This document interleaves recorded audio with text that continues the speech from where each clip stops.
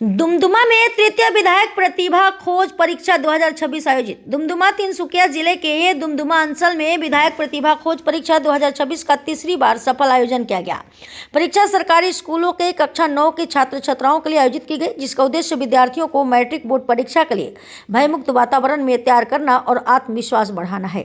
दुमदुमा के 4 परीक्षा केंद्रों हुनलाल उच्चतर माध्यमिक विद्यालय, दुमदुमा गर्ल्स स्कूल, दुमदुमा बंगिया विद्यालय और लोटस एकेडमी में कुल 1142 विद्यार्थियों ने परीक्षा दी, जबकि 1414 छात्रों ने पंजीकरण कराया था। सभी परीक्षार्थियों के लिए बस सेवा और आहार की व्यवस्था की गई थी।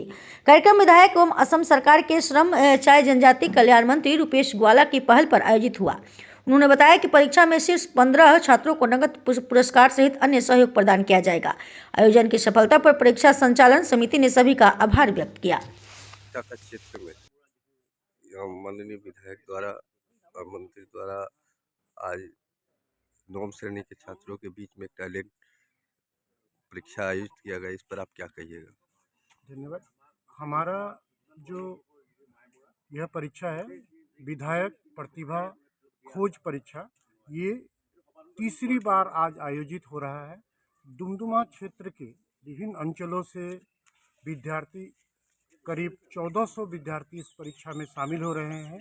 और सबसे अच्छी बात यह है कि दुमदुमा में जो भी शैक्षिक क्षेत्र से जुड़े हुए लोगों को मिलाकर असम सरकार के कैबिनेट मंत्री और दुमदुमा समष्टि के विधायक श्री रूपेश जी ग्वाला ने अपनी पूंजी और अपने प्रचेष्टा से एक टैलेंट हंट एग्जाम करवाते आ रहे हैं। ये तीसरी बार करवा रहे हैं। इनका यही उद्देश्य है कि कैसे हम विद्यार्थियों में प्रतियोगिता मूलक परीक्षाओं के प्रति रुझान पैदा करें और प्रतियोगिताओं मूलक परीक्षाओं में बैठने में जो हिचक होती है उस हिचक को कैसे तोड़ा जाए। और কি ক'ব আজি আপোনাৰ 3 বছৰ হ'ল ন, কি ক'ব?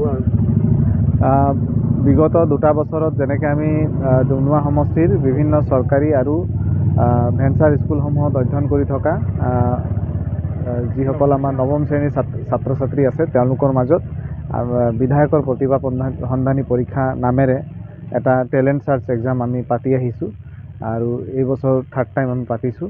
আৰু এইবাৰ প্ৰায় 1400 ল'ৰা ছোৱালীয়ে অংশগ্ৰহণ কৰিছে ডুমডুমা অঞ্চলত থকা সকলোবিলাক চৰকাৰী বিদ্যালয় আৰু ভেঞ্চাৰ স্কুলক লৈ। আৰু ল'ৰা ছোৱালীৰ মাজত যথেষ্ট উৎসাহ উদ্দীপনা আমি দেখা পাইছোঁ। তেওঁলোকে ভালেমান দিন ধৰি এই পৰীক্ষাৰ কাৰণে প্ৰিপেৰেশ্যন কৰি আছিল।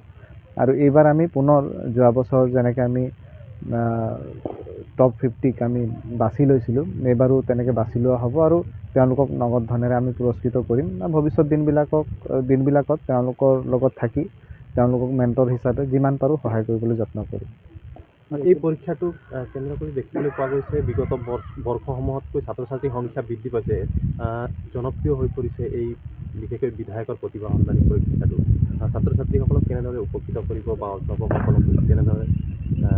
এই পৰীক্ষাটো আচলতে আমাৰ ডুমডুমা অঞ্চলৰ যিমানবিলাক বিদ্যালয় আছে সেই বিদ্যালয়সমূহৰ পৰা আমি ৰাতিপুৱাই ছাত্ৰ ছাত্ৰীসকলক লৈ আহি পৰীক্ষাটো 2 ঘণ্টাৰ হয় আৰু তাৰপিছত আকৌ তেওঁলোকক বাছেৰে থৈ অহা হয়।